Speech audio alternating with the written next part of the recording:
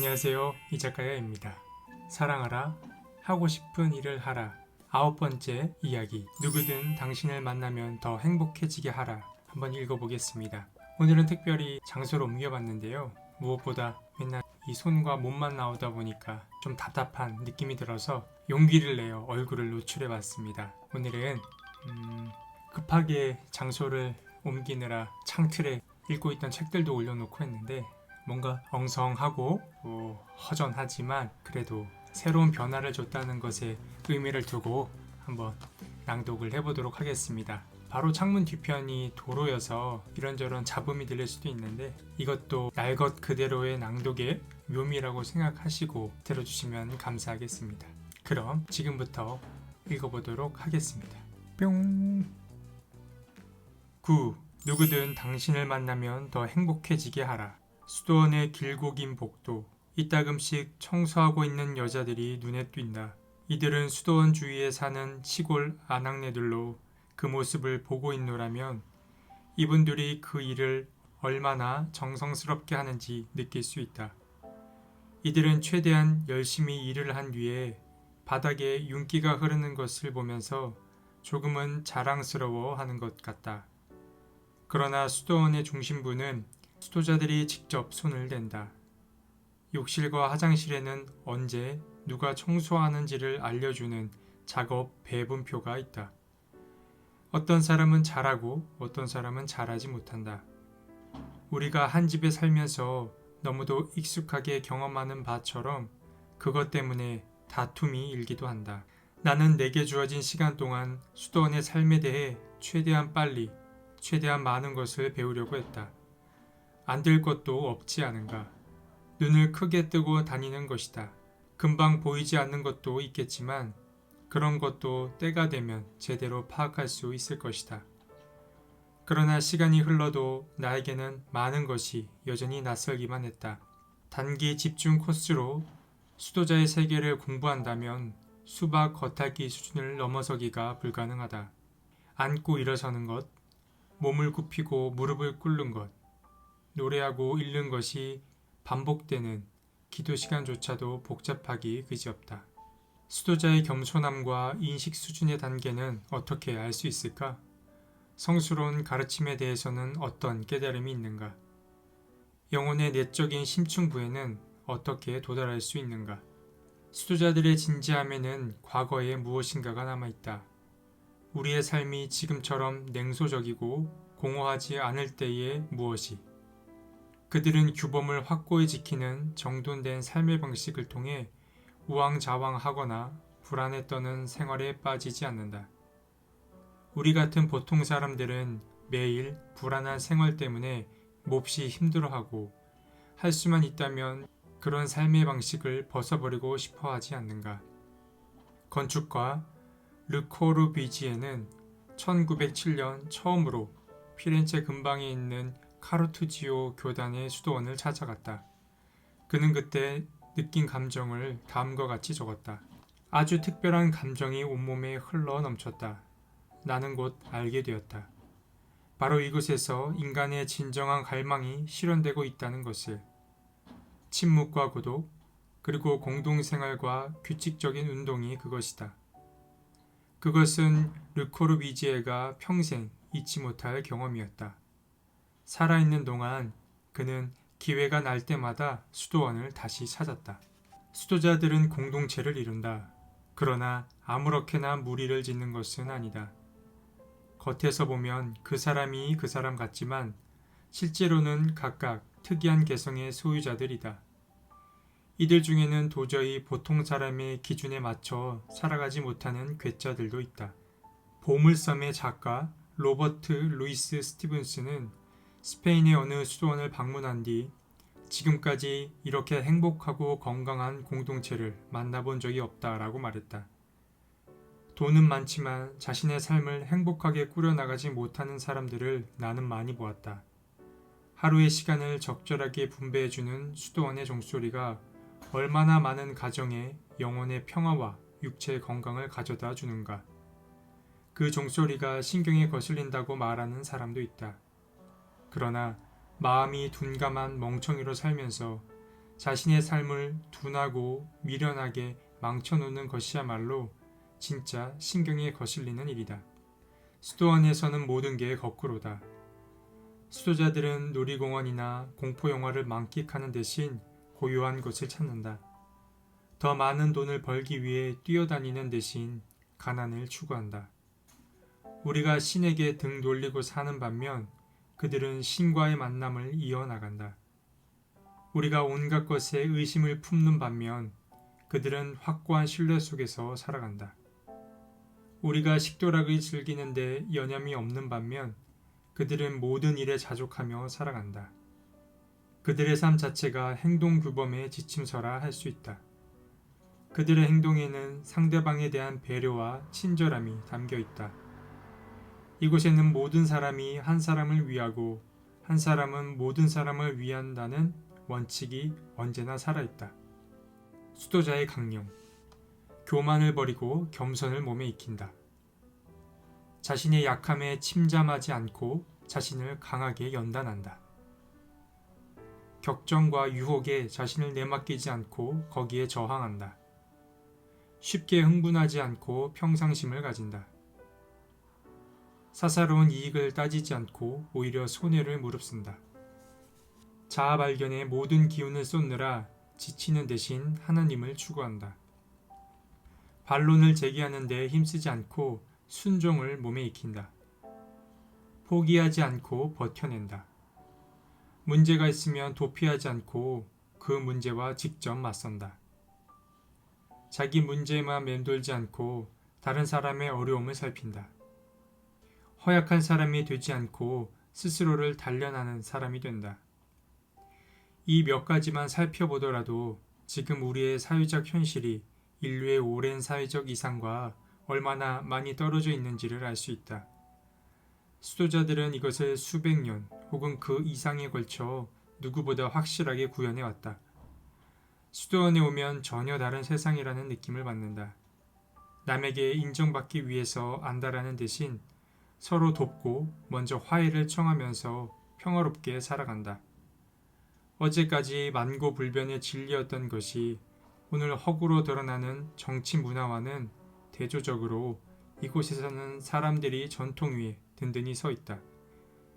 개인주의와 고립으로 치닫는 현대 사회와는 달리 수자들은 공동체 안에서 자신을 지탱해 나가고 있다. 정말 신기한 것은 그런 생활 방식이 계속해서 이어져 왔다는 점이다. 요컨대 2000년 동안의 테스트 기간을 버텨낸 셈인데 이 기록은 쉽게 깨어지지 않을 것이다. 그리스도교는 사실 아주 실제적인 종교라고 할 수 있다. 만일 지금 많은 수도원에서 그렇게 하듯이 불가능한 것을 가능하게 할 수 있다면 구원이라는 말은 이미 그 의미를 발견했다고 볼 수 있다. 그것은 내가 나에게 한 대로 나도 너에게 한다는 식의 삶의 대안이 되는 삶의 방식을 직접 보여주는 일이다. 내게는 가정이 있다. 나는 온 가족이 어느 호수에서 크리스마스 휴가를 보내며 찍은 사진을 참 좋아한다. 크리스마스 트리가 있고 식구들이 긴 식탁에 앉아있는 장면이다. 가족이 없는 삶은 단편 소설이라고 생각한다.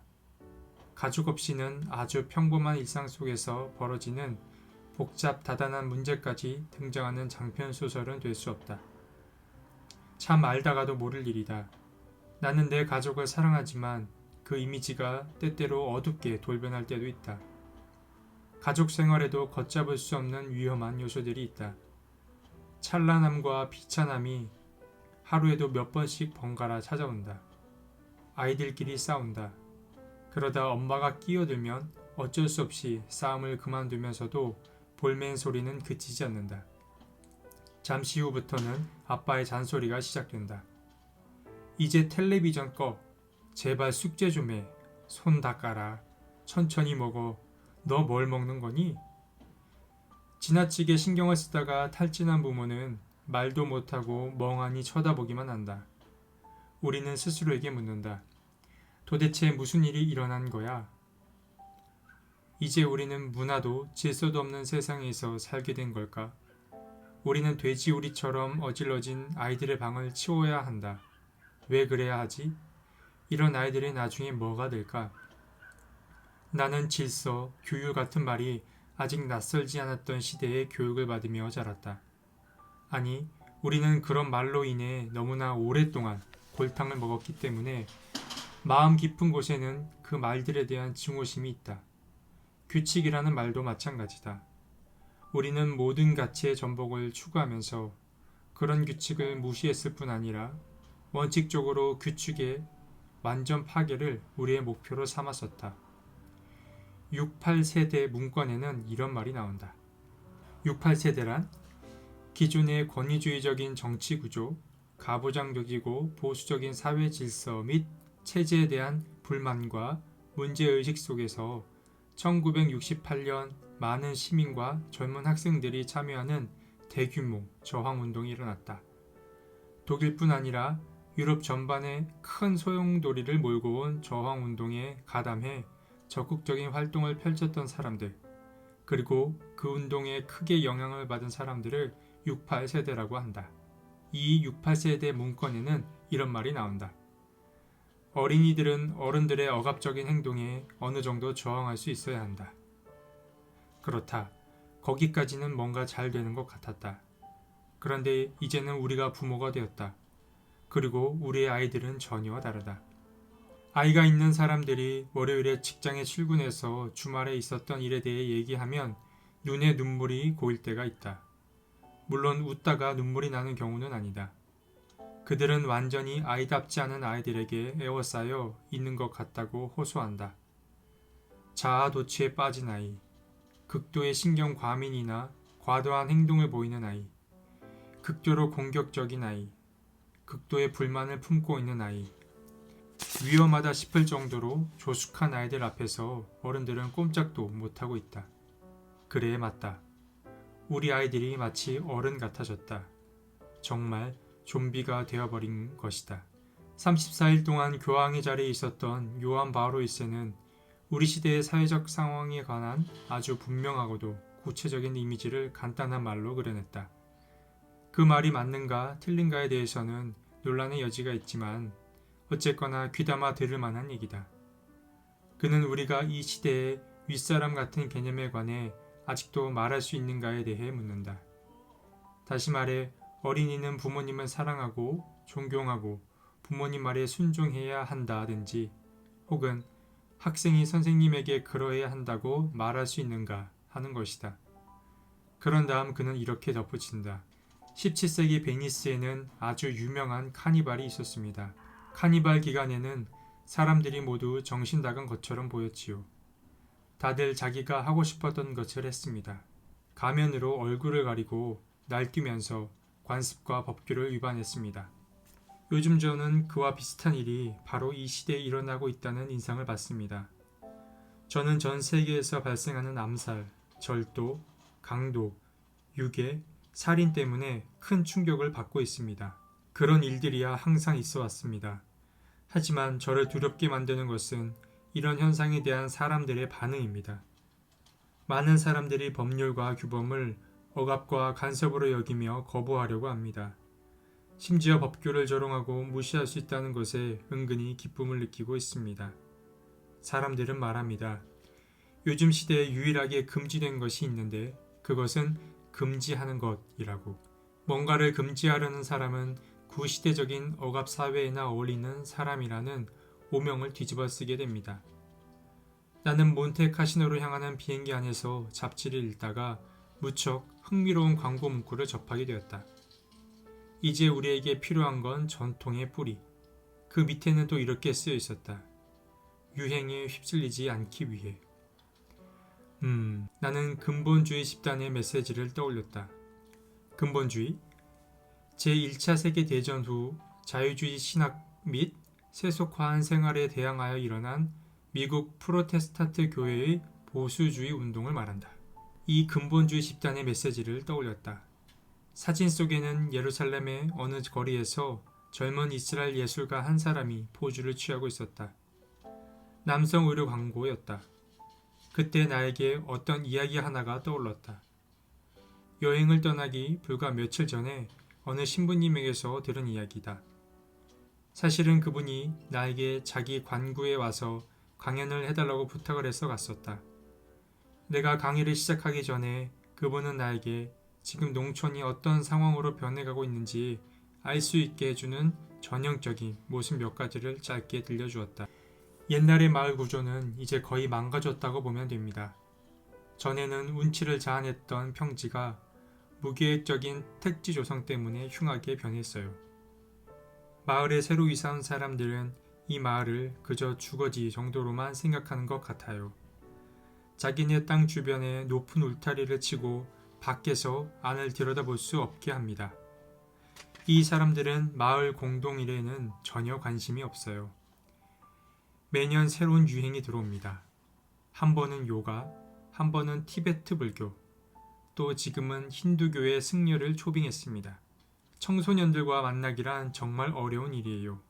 신앙과 관련해서는 더더욱 그렇지요.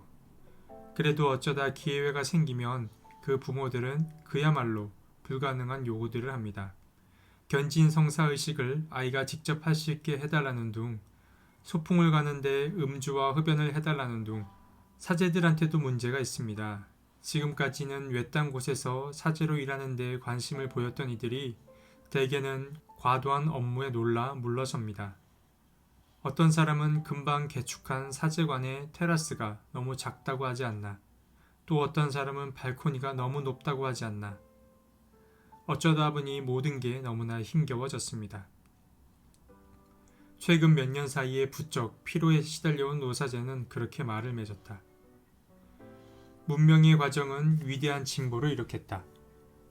비폭력, 협조 같은 사상은 아직도 크게 각광받고 있지만 현대 사회의 다양한 공급과 업무는 우리의 저항력을 약화시킨다. 사람들의 부담감이 점점 늘어나고 있다. 우리는 그것을 가정이나 직장, 의회, 학교, 병원에서 매일 새롭게 느끼고 있다. 문명의 위대한 성과물인 열린 사회는 바로 그런 이유에서 규범과 규칙, 또 전체를 결집시켜주는 전통을 필요로 한다. 결국에는 새로운 정신적인 기초가 필요한데 그것은 인간의 의식 변화를 통해서만 가능하다. 네, 지난 시간부터는 하나의 과를 두 번에 나눠서 읽기 시작했습니다. 너무 길어져서 그런데요.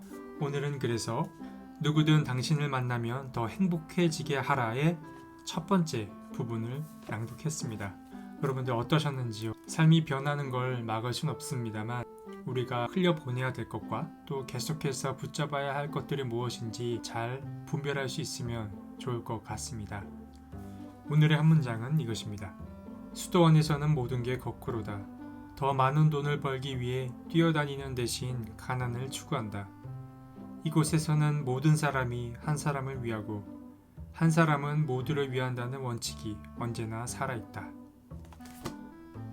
여러분, 오늘도 평안한 하루 되십시오. 다음 시간에 뵙겠습니다. 안녕.